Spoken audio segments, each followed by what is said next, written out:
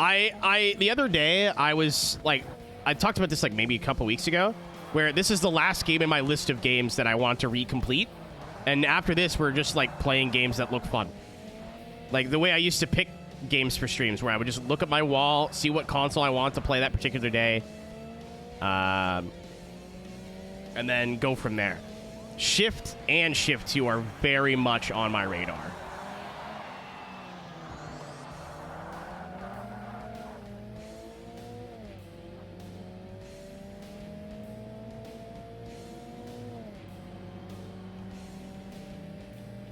To John Cart? No, I want the Weretube cat as a playable character in Garfield Kart. The one that we have the emote for. I want the pipe in his fucking mouth too.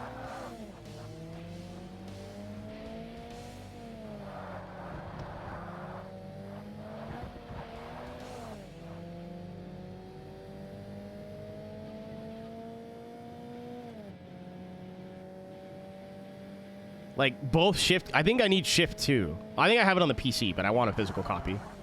Motorstorm. Dirt 1. Not Dirt Rally, but, like, OG Colin McRae Dirt. The Toka franchise as a whole. I played Grid, the first one, but... Project Gotham. I don't think that's an accident. Actually, PGR is also a good shout. I had PGR 3, but then as soon as I got Forza 2, I never touched it. So I've done like some time trialing on PGR, but like I've never sat down and played the career.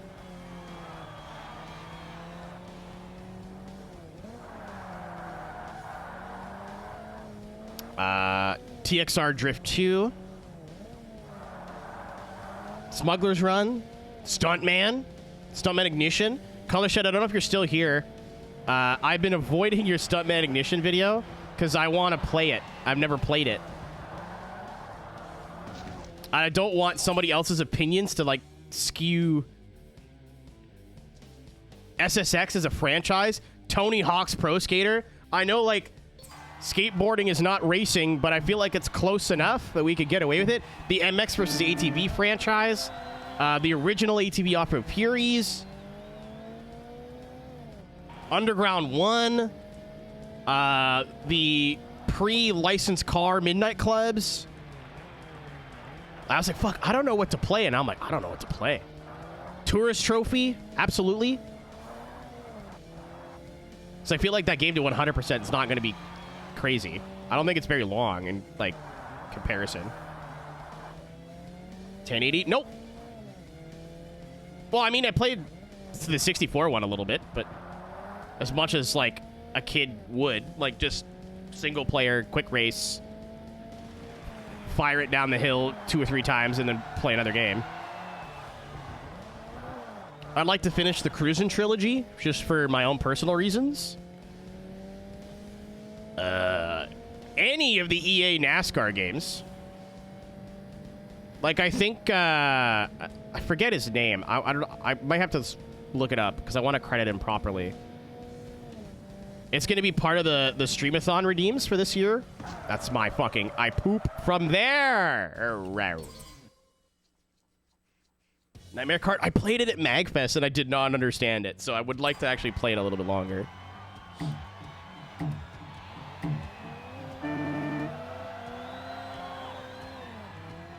I played like the stand-up fancy cab that she had made and I had no fucking clue what was going on, dude. I played Driver at San Francisco... but I'd love to play Driver 1 just because of how, like... a lot of racing game fans will say a game is hard when they mean you have to retry a race once in a while. Some of them are hard. Some of them are not. So I'd like to actually go through and play a lot of, like, notoriously difficult games and see what's hard and what's, like, just a challenge, you know? Like, I still maintain the hardest game I've ever played on stream is F-Zero GX. It's not even close. Not even close. We've had games that have been more frustrating or equally as frustrating, but nothing is hard. Where you basically have to be a fucking speedrunner to beat the game. Not actually, because the speedrun tech in that game is ridiculous, but...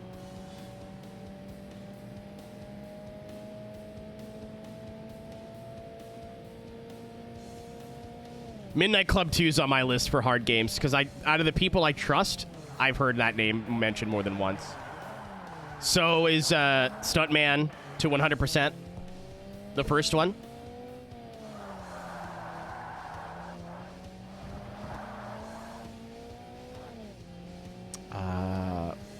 But, okay, no, I'm going to look his name up.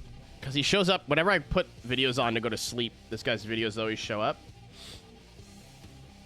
I grew up with Thunder 2004. Don't tell Alex you're haunting this. He's going to leak. Is it Mark something? Mark Leifer. Leifer. He has under 10,000 subs on YouTube. If you're into NASCAR games, and especially into the Thunder games, really good creator to watch. He did a career in Thunder 2004 that basically took 3 seasons for him to win a championship, and it looks about as long as a traditional Let's Play would be. Like about, let's say, 100 hours. I'm not Ryan Burton. I am not twitch.tv/RhinoGT4.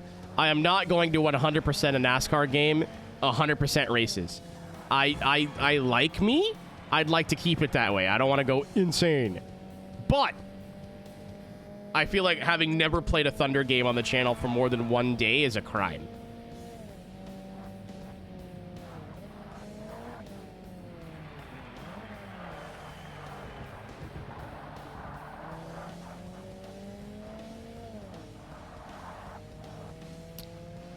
I've earned it.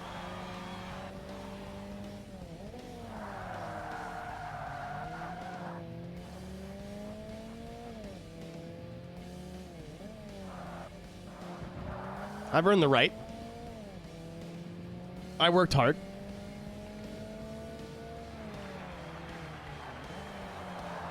Actually, the only F-Zero game I played that wasn't really all that hard, and it could just because I've been played it a lot, was the 64 one. I expected F-Zero X to take me like weeks. I beat it in a day.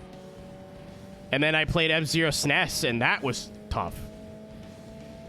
But it was only like 2 tracks. Like, it was right at the end where it got hard. It's a Super Nintendo game. How hard could it be? Ooh, Stunt Race FX. I might play that. I might cheat and play that on the Switch. Because it runs like Bubkiss on the Super Nintendo.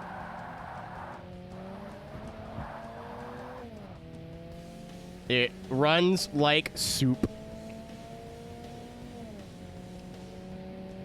But it's short enough of a game where I could play through it on OG hardware and like maybe do a epilogue where we play like a modded version that actually has a functioning frame rate.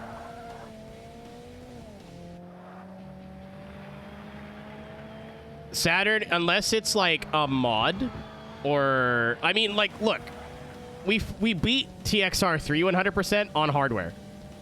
We found a way. If I could do it on hardware, I get more personal enjoyment out of it. Is buying and collecting games in this modern era really stupid? Yes. It's really expensive, and if you just want to play games, there's no need to go out of your way to buy a PlayStation 2 or whatever. And for some games, Midnight Club 3 springs to mind. TXR3 is up there.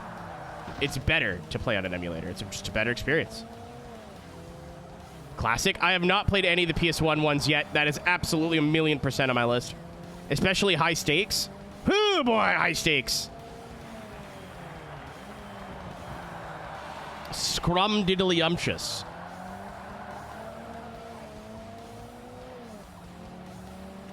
The sound's doing its thing again.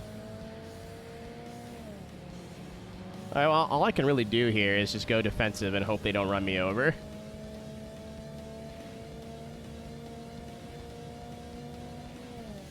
Like, I think the only game I can remember recently,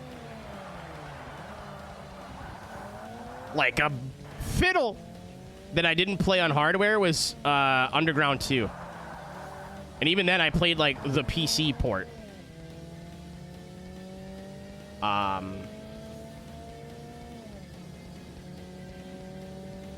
Just because of the time I didn't have my Aeroteq, which is like a really expensive upscaler, and like nice cables and stuff. Like, I didn't want a really important game to a lot of us, to me, for the VODs to look like shit.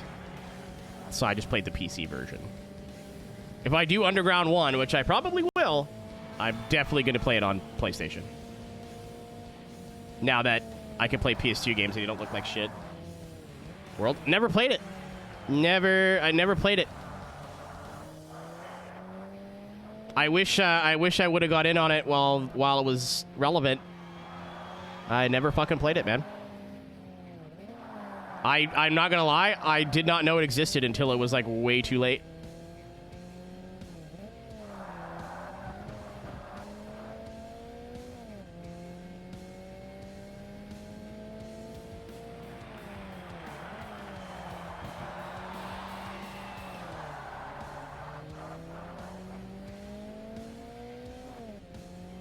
That's true, weirdo. It's not to say I can't do that another time. Another thing I want to start bringing back again is Game Room, which is where I just, like, would put a bunch of games up for a vote in Discord.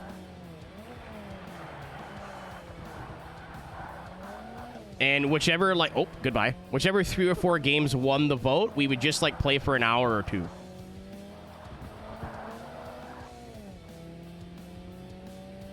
They wouldn't be, like, Let's Plays or playthroughs or whatever. It would either be just first impressions or, like, let's remember what this game was like.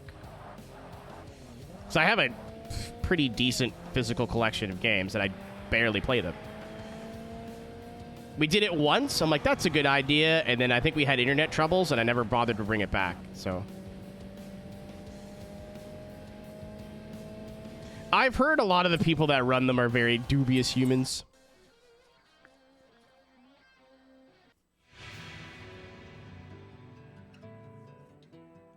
Whether that's true or not is...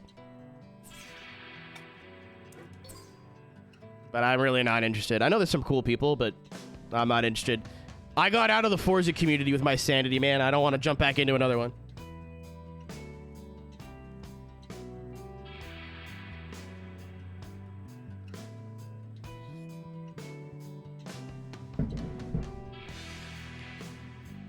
I already had a community where it was with a bunch of child enjoyers and people who loved the hard R.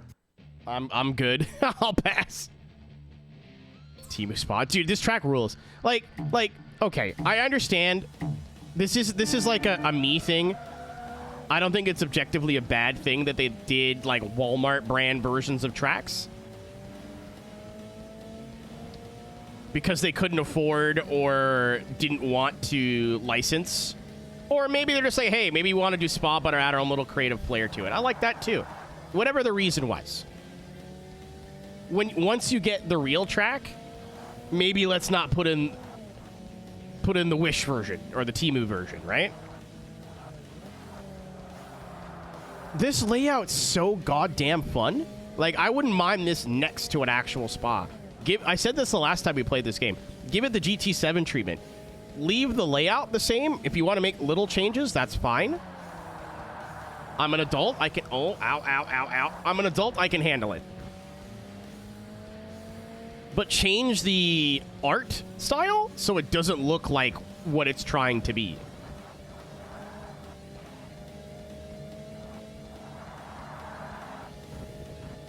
Okay, that's fun. I don't doubt that. I don't want to sound like I'm painting the whole community with the same brush either. I know that's not how that works. That would be mean and unfair.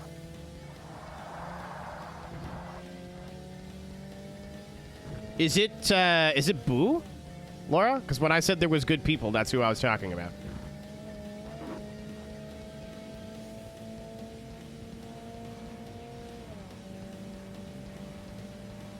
Yeah, Boo's cool people.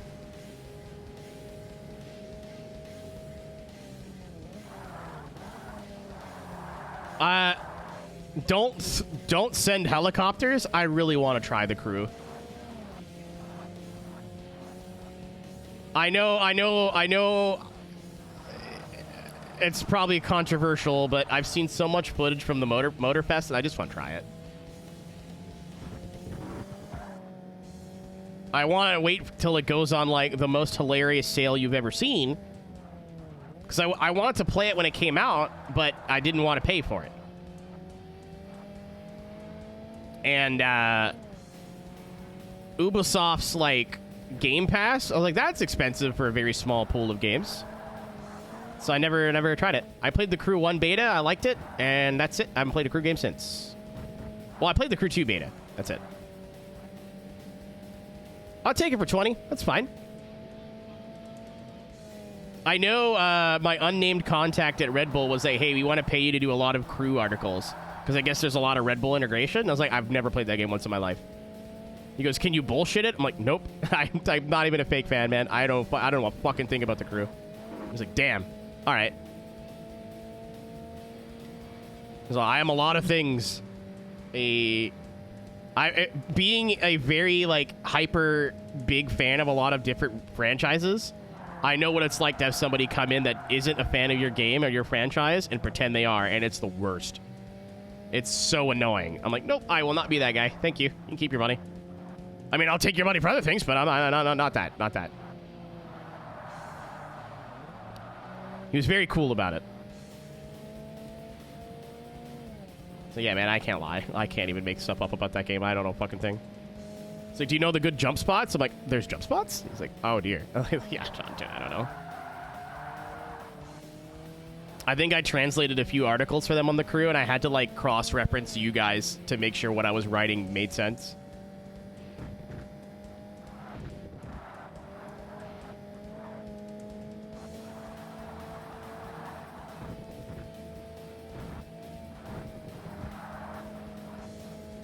But I want to give it a go. I'd like to give it a bash.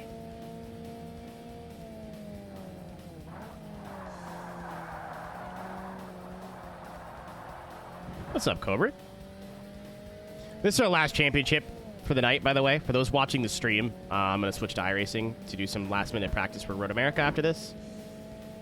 For those on the tube, we'll be playing more Forza next week. I might post the VOD to Road America 500. Why not? Well, we'll see how it goes. If it's an absolute fucking disaster, then maybe not. But if it goes, like, half decent. Good night, Drew. Nice to see you, dude. Outside of, you know. Oh, appears we all did that. Okay. Hey, I went off. He could break there, so can we. And it turns out I can't break there. How goes it? We are chilling. As is tradition, it turned into a old, like, retro game, racing game podcast. But it is this weekend. You're running out of time slots, but I told myself I wanted to do more special events this year in iRacing, not just, like, one.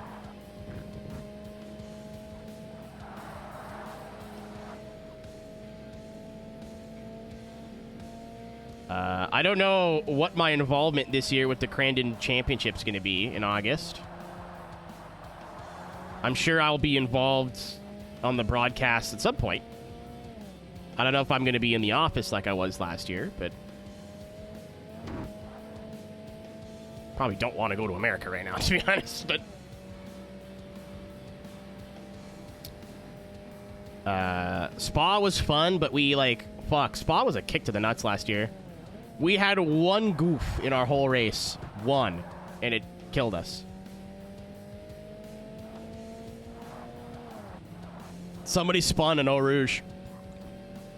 And our driver had no time to react. Like, he had a 50-50 decision to go left or right and just chose wrong. Like, easy mistake.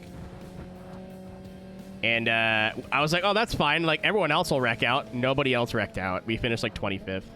We were, like, 6th or 5th or something like that. We were top 10. So that sucks. I'd like some revengeance on that.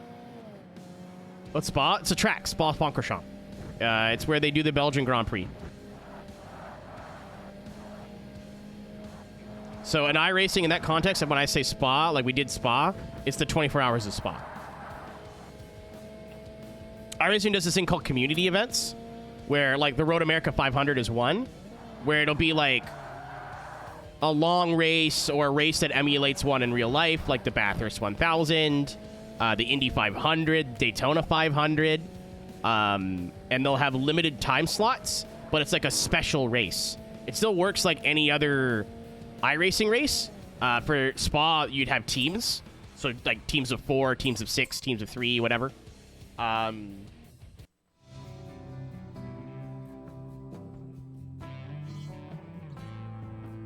But, like, you don't need to be on an esports team. You don't need to be super good. You just join it like anybody else. You'll get put in a split like you would if it was any other race. And you hope that your car is still there in 24 hours. The race tomorrow is like 4 hours? 3, 4 hours? Not long. But it's in like 80s prototypes. So they're not easy to drive. They're not that bad, actually. I expect it to be a lot worse, but the Nissan, like, you have to be very careful on corner exit because it'll just go. It doesn't wiggle. It doesn't go, it just goes, like it's gone. I wrote an article for Red Bull Canada. It might be one of the best pieces of sim racing media I've ever contributed to the space. Or one of my favorite, I should say. I mean, every other sim, I think, has its own pros and cons, and you can prefer the tire model of one or whatever. iRacing's community events are, like, the best thing that you can do.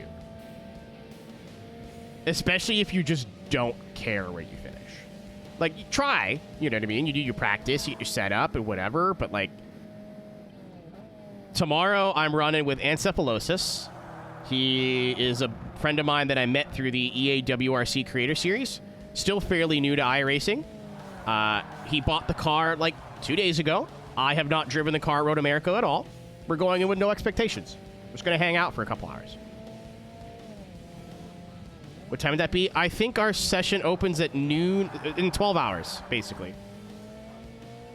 The race should be starting in about 12 hours.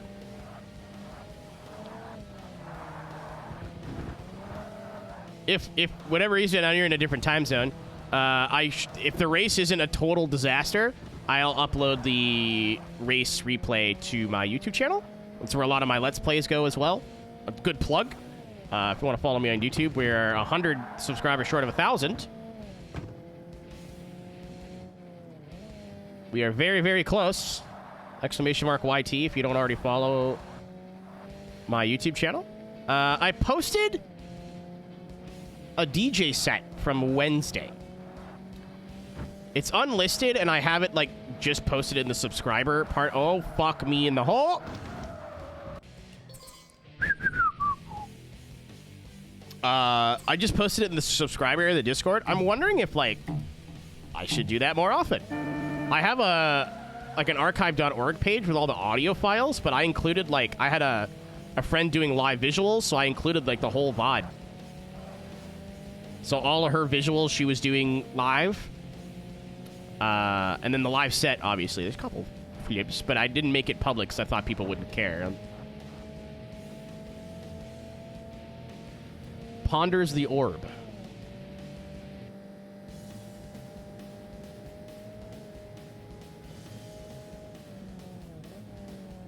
If you're gonna do an iRacing special event, I know it's happened already, so this probably isn't the best answer, but Daytona 24 is the best one to start. The track is beginner friendly. It's long enough to where you're not dealing with traffic crazy. It's still multi-class, and it emulates a current event, which is pretty cool. To your old ones? !DJ, maybe? I have an archive.org page where you can download or stream any of the sets I've done. Yeah, there you go. A lot of them have, like, or not a lot of them. They all have copyrighted audio, so I don't upload them to YouTube. Also, I use, like, looping visuals of, like, old racing game intros. So, what is there to look at? But this one was a bit different, and she had sent me the MP4. So I was like, what if I just upload this to YouTube? I wonder.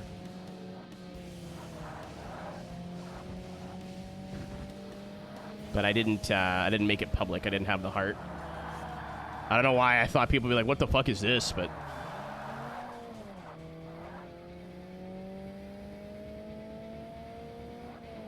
I'm not making a third YouTube account, and you can't make me. If it was like an open deck or unplanned, it's not on there. I don't record everything. If I was like booked and like, not booked because that implies payment, but if I was like on a poster, fuck. Usually they all get re-uploaded there. Oh yeah, the emo nights I didn't post because of their emo nights. It's basically just a playlist.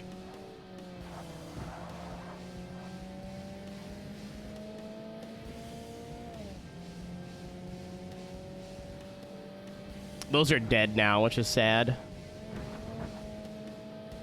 Yeah, I just didn't think people would want to listen back. My bad. It's a very cool thing to be wrong about.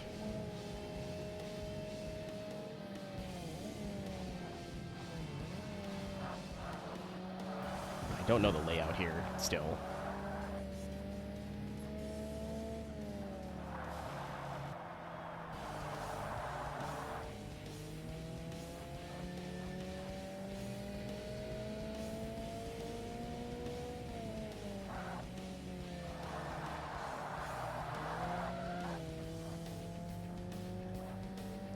Greatest joke you pulled during it. What the fuck? What was that?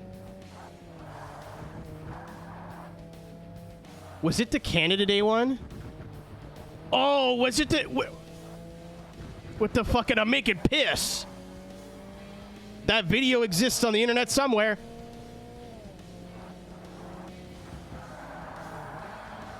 Yeah, Kubrick, I could get you that link. I know that it's on the internet somewhere. The club I played at posted the VOD somewhere. I think it's on a Google Drive, but it exists. It absolutely is on the internet somewhere.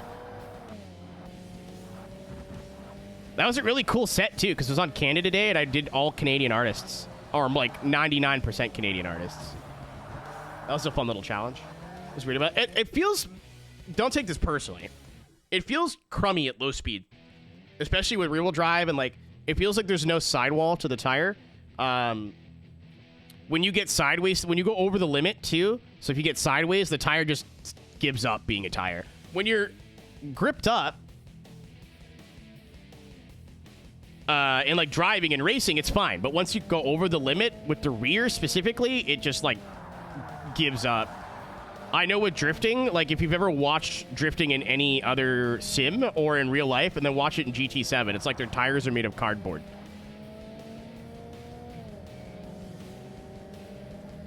Yeah, and I don't think it's the only game to do that. iRacing is another great example of like, isn't good with that.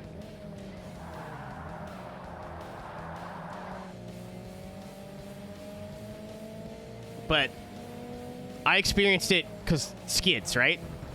I don't know how much that manifests itself in racing, but with skids, like even with the challenges in the S15 and stuff, once the rear end breaks loose, I don't have any control of what's going on back there anymore. Even the front tires, once they start to chatter a little bit, when you're sideways, it's like, cool, I hope I set it up right, because there's nothing I can fucking do now. Like, I know that in Gran Turismo, maybe not so much in 7, but in Gran Turismo, you got to run, like, super low grip tires and, like... All right, buddy. All right, Max, chill the fuck... Ow! Who's your friend? Two can play at that game, sir. I may have just thrown the race away. Shoot me.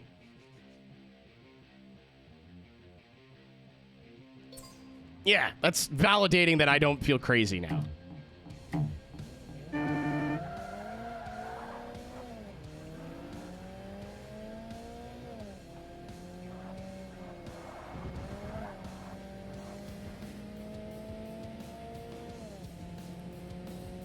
Like, if you're in a downforce car or you're racing, even like the older cars that have some body roll, it's fine.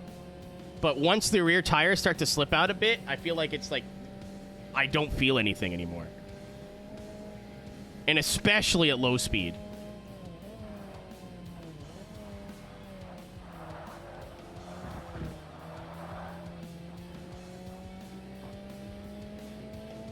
Yeah, it's like they overheat immediately, you know what I mean?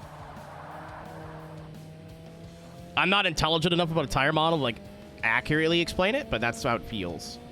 It's like once you've pushed it over the line, it's not like, okay, I'm over the limit, but I can still work with this. It's just like, okay, you no longer have tires. Good luck.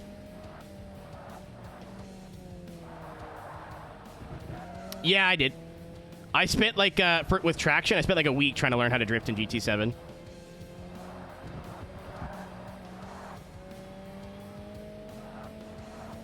The angle kit helps, but it just changed the way the back of the car feels.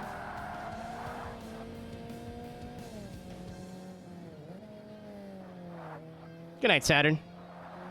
Thanks for hanging out. You are my favorite celestial planet. Don't tell Pluto. Fuck off!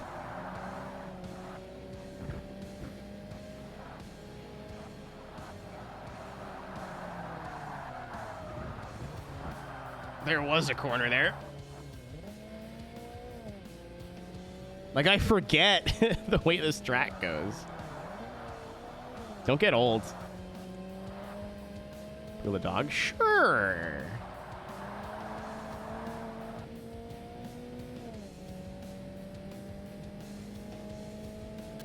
I just think it's inconsistent, Mitch. I mean, your mileage may vary, but that was...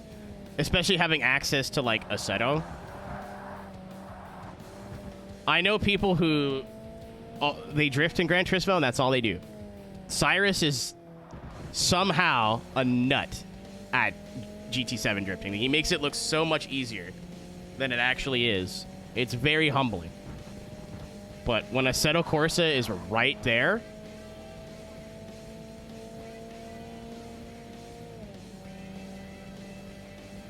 Actually, for me, it takes significantly less effort to boot up Assetto. My PlayStation's on the other side of the room. Yeah, it doesn't mean it's bad. It's just, you know, I think every game of that style has, like, issues with the tire model. Like Aeroteq existing. You... Garsh. I went to raid you last night and you weren't there. That was a cool dad cosplay. You want to cut it the fuck out? What's up, Zoop?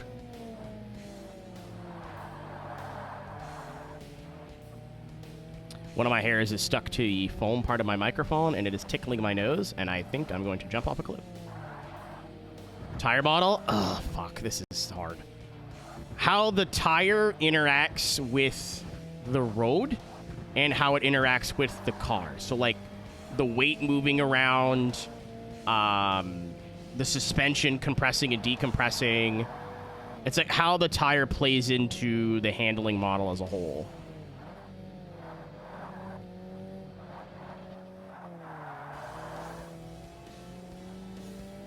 Is that a hall? I'm North American. All right, please educate me.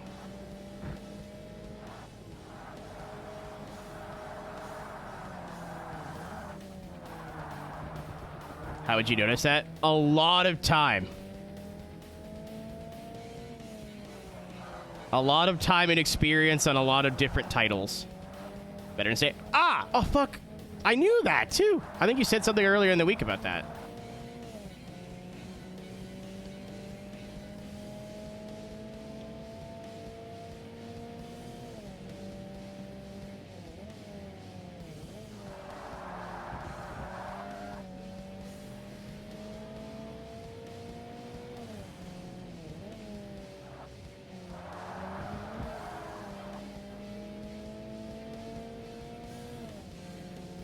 Experienced driver. I'm getting better. Recently I feel like I've been able to enunciate and like word things a lot better, but like 5 years ago I couldn't tell the difference between what, you know, one car and another. Like being able to tell the GT4s apart based on feel and iRacing is very new to me.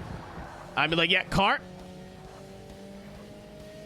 You know, car drive.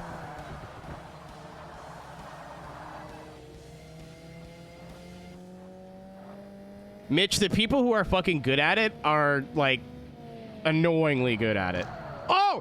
Come on, brother! You didn't even... Woo! Goddamn Kyle Busch!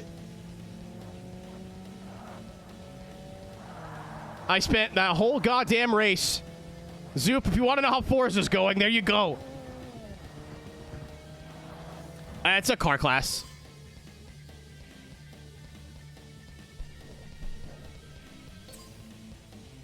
I'm not talking about Gran Turismo 4. Cool. Every other race I've had to retry is because I'm stupid. That one, the AI just went fucking die. like the car, he didn't even try to make the goddamn corner.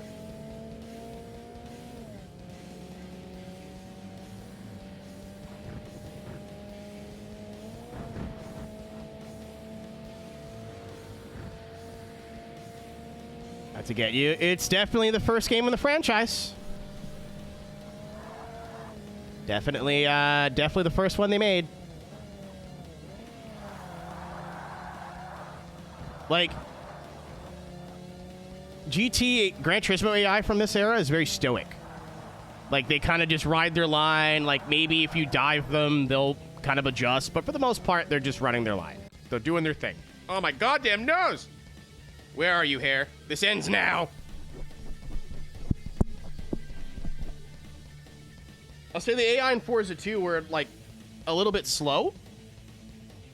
But when we got to, like, LMP racing and, like, super fast cars, they were pretty good. They were a little bit rude sometimes, but pretty good. I would take AI being dicks every once in a while versus AI that just kind of go... This game. They weren't quite there yet with the ratio. Sometimes they do race you pretty good. Sometimes they're like, well, you're beside me, so just perish. Here's my door, and I will not stop turning into you until we're both dead.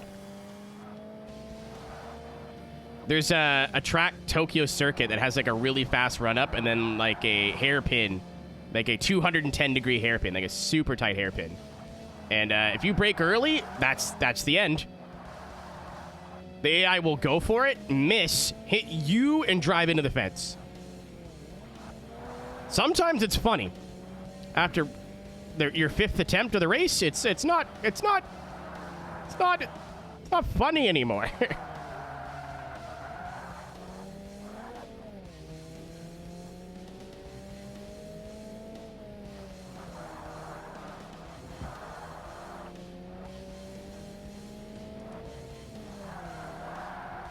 Alright, that line was atrocious. You fuck off, you. I have other things to do tonight. Like eat. Preferably. I had a sizable breakfast.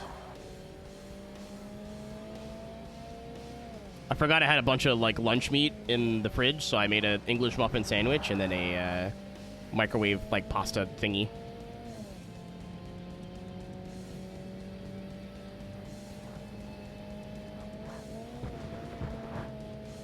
I've got a Swanson's frozen dinner. Calling my name in the freezer right now. Oh no, I have chicken that I thought. I gotta make chicken first.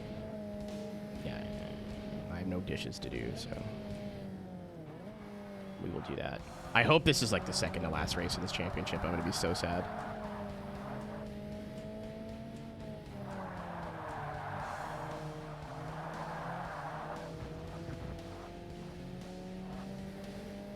Fortnite Battle Pass.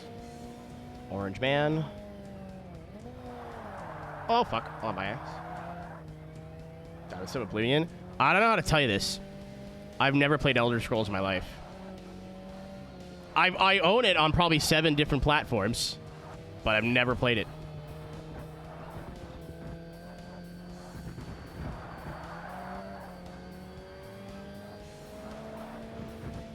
I think I gotta do... Well, I would have to do Oblivion before Skyrim, I guess, but... Skyrim's been on my list of games to play for a long time. I think I was going to play it on stream, installed it, and then it's been sitting there installed for like 3 years. Asda, isn't that a grocery store? Not tricking me.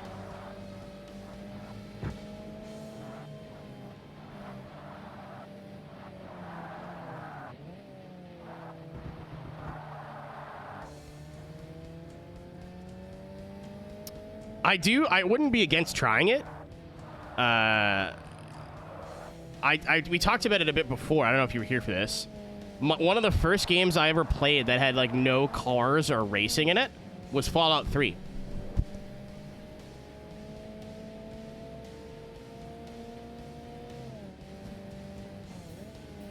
Like, I got my PS3, I got MotorStorm, and then my cousin got me Burnout Paradise and then Fallout 3, and I looked at Fallout 3 and went, what the fuck, what am I going to do with this? Why would I play this garbage? No race cars here. And then I couldn't put it down for a whole weekend. So, I am not against some good old Bethesda jank.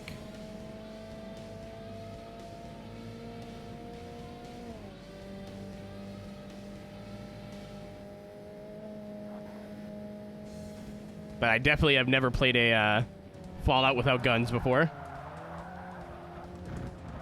What? Like, who pissed in your cereal within the last 2 laps? I drive away from you, lap 3, all of a sudden you know how to do stuff.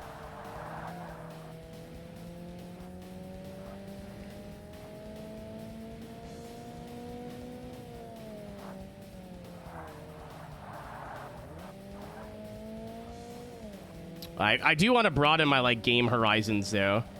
There's so many, like, I would say classic video games I've never played or never touched. Again, like, my first non-racing game, I'm being broad, but my first non-racing game was Fallout 3.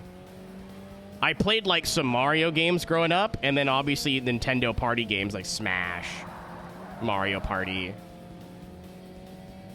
Where is everyone? Interesting. That may have been a technical limitation at the time. Have you played a lot of other Bethesda stuff? But Pokemon? Oh, I got a whole fucking arc with Pokemon, dude. I was into Pokemon for 6 months. Like every other kid who was alive in 2001. I was like, this is the shit. Little electric fucking doohickey guy that goes bzzz, and like, this is awesome. Hold on, I gotta lock in here. I even asked my mom, hey, like, can you get me a Pokemon game for my Game Boy? And she's like, hell yeah. Well, it's probably not what she said, but she by accident got me like Pokemon Yellow, which was like the cool one. Holy, if we hit tires there, it was game over. We're good.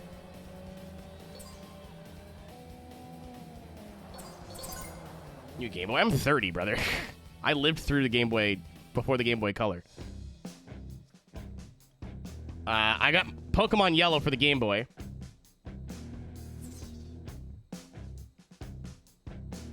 Okay, we're good. Oh, we got King Cobra finally. That's cool. Fuck, it's 5 miles. That's great. I turned 32 in October, I think. Wait. Yes. I stopped counting after 28. But I got Pokemon Yellow. I played it, but I'm like, what? 5? Wait. I'm like 7 or 8 years old. I have no attention span. So my brother goes, hey, give me your Pokemon Yellow. I'll give it to my friend. He'll beat it for you. Give it back, and then you could just fuck around on a save file. Which is how I played Zelda and stuff.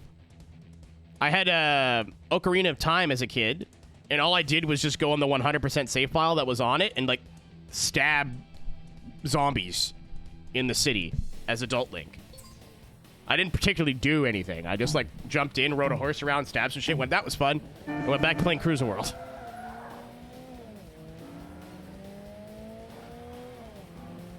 So, my brother gives this dude my very rare, even at the time, probably worth like $300 now, Pokemon Yellow. You guessed it, I never saw it again. So I said, you know what? Fuck it. I'll get into the cards. So I started collecting Pokemon cards. I had like, I think they're worth something now, but I had like a first edition, like there wasn't a lot of packs out yet. So I had like a holographic Chansey. I had a pretty good condition Charizard. Like I had a decent amount of cards. And then I did what every kid does, and I take your little book of Pokemon to school and brag about it to your friends. Some kid punched me in the face. For the comedic purposes of the story, kicked me in the nuts. I don't remember that happened. And stole my Pokemon cards. So I did what any good 10-year-old would do and immediately snitched. Said that big dumb asshole stole all my Pokemon cards. Turns out my brother knows the guy. It was afraid of my brother. So we went to the kid's house to pick up my Pokemon cards. But because the kid's mom doesn't know what Pokemon are, he took all of my rare Pokemon cards out of the book and replaced them with Yu-Gi-Oh cards. So I was into Yu-Gi-Oh for a couple years. I tried to get into Pokemon like 3 times, and there's like a traumatic event attached to almost all of them. Yeah, Blue Eyes White Dragon. I got into Yu-Gi-Oh for a bit.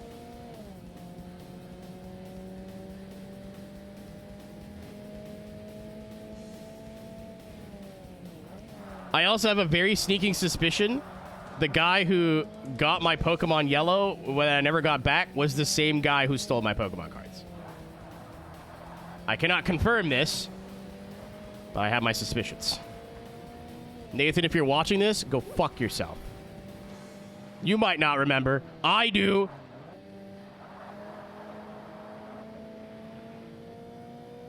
Coworker, but I digress. Okay, Taz.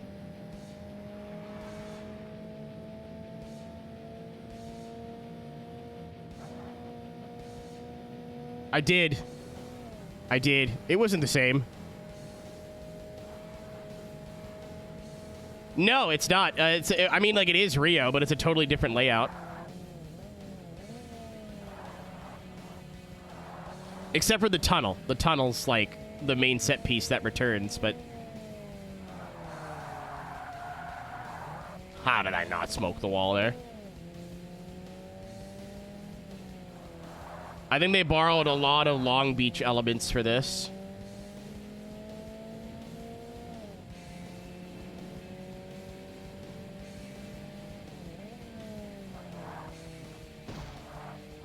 Oh my god, they got put blue paint on the wall? That's cool. My car being fucked up. Oh, it's not. We're good. No damage. That was another thing, too. Like, visual damage in a game of this era is nuts.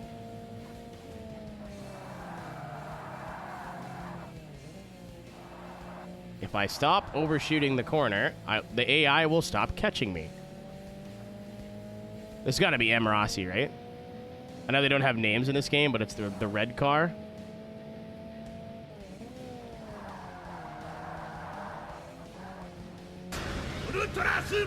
I'm trying, dude. I need to get on iRacing tonight, and I'm running out of not running out of time, but I gotta wake up early. It's only getting later. We're damn near 1 o'clock. I gotta be up by 10:45.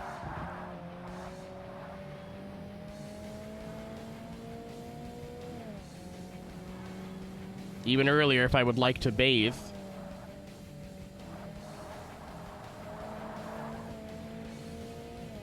My hands are all crampy. I could go into that race with, like, the hour of practice I did last night, but I don't want to do ANSI like that. I would feel very bad.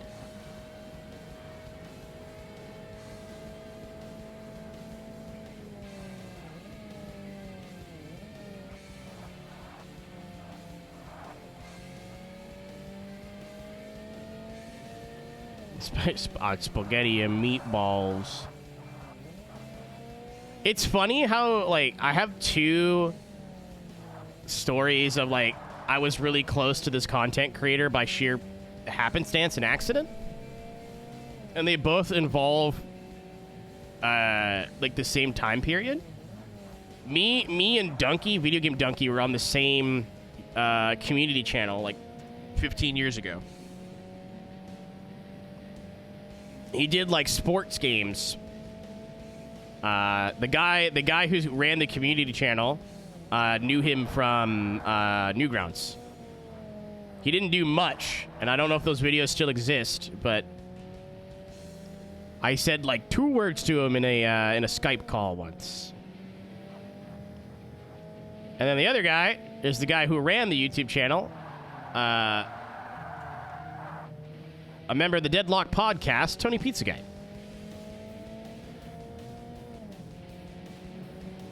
If it was not for the best character in the Deadlock anime, I would not be here right now.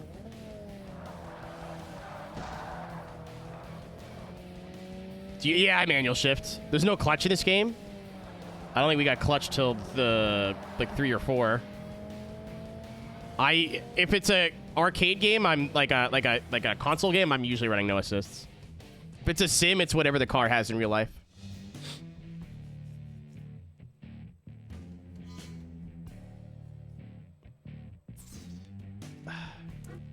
Yeah, my hands are all cramped.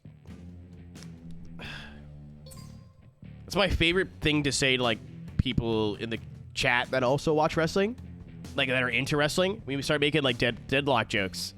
I'm like, yeah, I know that guy. Like, oh yeah, I know. Okay, I'm like, no, like, me and Tony were very close at one point.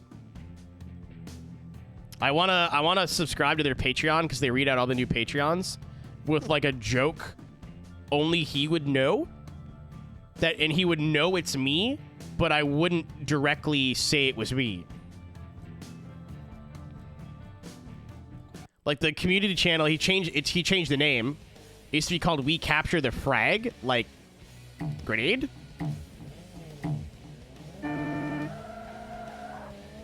Yeah, I'm just waiting for a month where I can look at my credit card and go, yeah. My extra expense this month was twitch.tv/RhinoGT4. Because he's doing his dono-a-thon.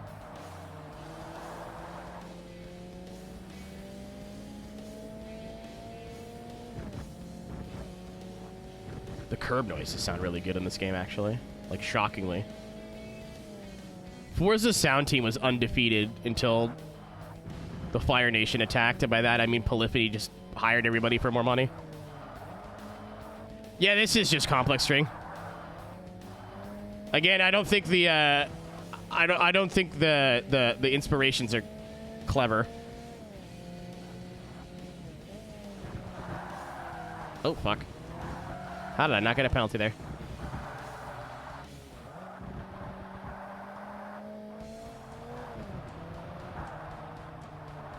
I've heard Arcade Dingus in the podcast before. Yeah, this was King Cobra. This was like the one track, and then in Forza 2 and 3, they had smaller, less, like smaller variants that focused more on like one complex of corners with different names. They're all named after snakes.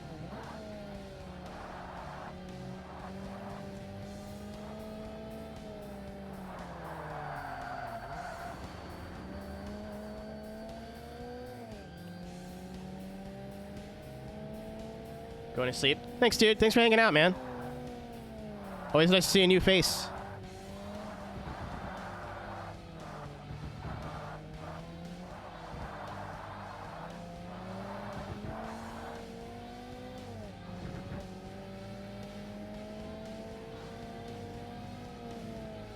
Yeah, I want to do some sort of inside joke that Tony also did a video with Donkey in GTA 4 where Donkey was driving and just kept driving the car into the ocean in Grand Theft Auto 4, which is a huge inconvenience. So he's like, let's go to the airport. Let's go hang out at the airport. And Donkey would just go ocean, and then they would drive into the ocean. So I want to make a joke about that. I don't know. I'll figure it out.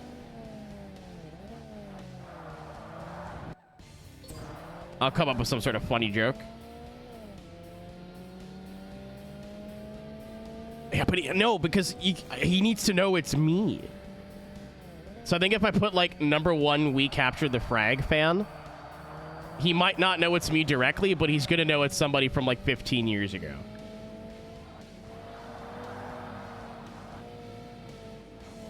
Horizon, do not play the new Motorsport.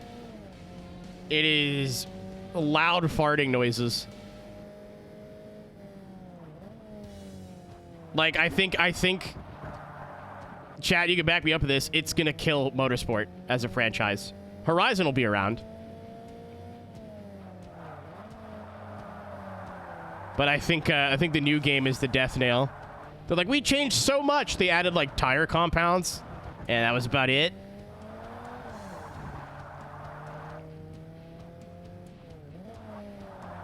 Oh, if you have Game Pass, then fuck it. You try it, see for yourself. I don't want to see a homie spend money on something I know is, like, kind of stinky. But if you have Game Pass, you give it a whirl, see for yourself. But, like, the single player is basically non-existent. And you know the worst people in iRacing? They all play Forza Motorsport.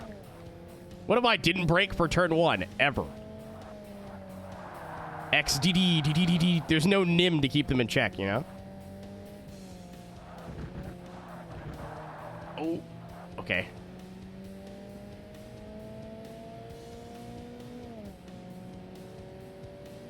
I was very close to buying Horizon 5. I'm very glad I didn't.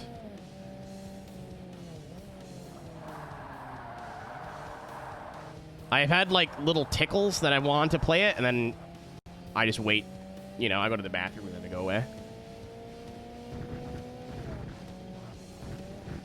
I race online. There's no repercussions. You don't get banned. You can't even get kicked from the lobby. You can do whatever you want. As somebody who likes the skids, I remember people used to go into drift lobbies with the Formula 1 cars and just ram people. And there was no way to police it. And then they banned goofy cars. So they banned, like, vans, trucks, F1 cars in drift lobbies. That did not stop anybody. They just got into Bugattis and kept doing the same goddamn thing. Like...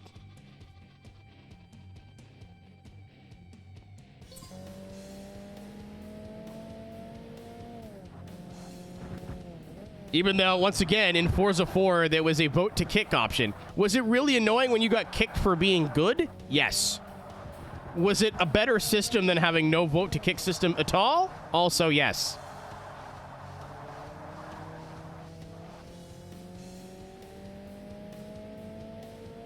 Dude, vote to kick option would have fixed everything. Again, not to toot my own horn, but I was frequently kicked out of lobbies for winning by too much. Frequently. I always took it as a compliment. I never got mad. I always laughed. That was way, way less annoying than... All right, 3, 2, 1, go, and some asshole in a Renault F1 car goes, none of you will be having fun today, and there's nothing you can do about it.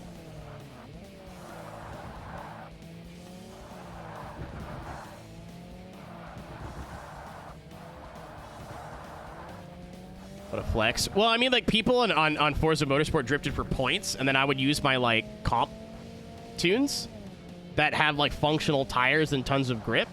So I would be done, and second place, like, on the road would be, like, just starting their last lap. And I'd have way more points than everybody. So they wouldn't get to finish, and I would have won on points anyway. So, like, you know what? Fuck this guy. Hey, fuck this guy. He eats corn the long way.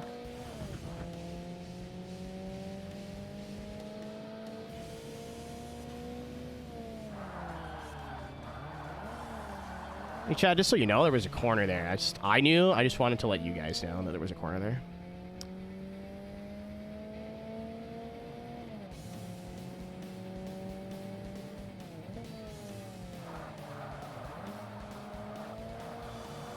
Egg roll saga. That's diabolical.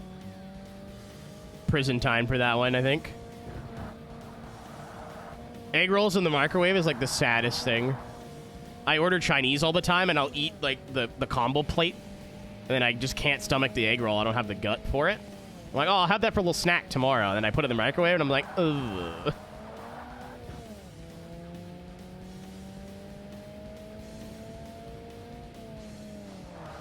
It should be crispy, and it feels like a burrito. It's like, oh, no, that's bad. There's a wall there. Once again, just... We used to do, when I was on a drift team, this was our practice map. Because there's so many different kinds of corners. I was also kicked from that team for not doing practice. Or showing up to practice. That whole thing is a real, like... As a 16-year-old, that was the worst thing that could have happened for my ego. And I mean that in a good way. That put 2 inches on my penis, that whole fucking saga. TLDR, our team was... Oh, fuck. Hold on. Hold on. Really don't want to redo this. We're good. Our team was called Blackout, and the best team in the game that you've seen, I'm sure, a lot of, like, YouTube videos and stuff, or if you follow Forza Drifting at all, was Blackjack.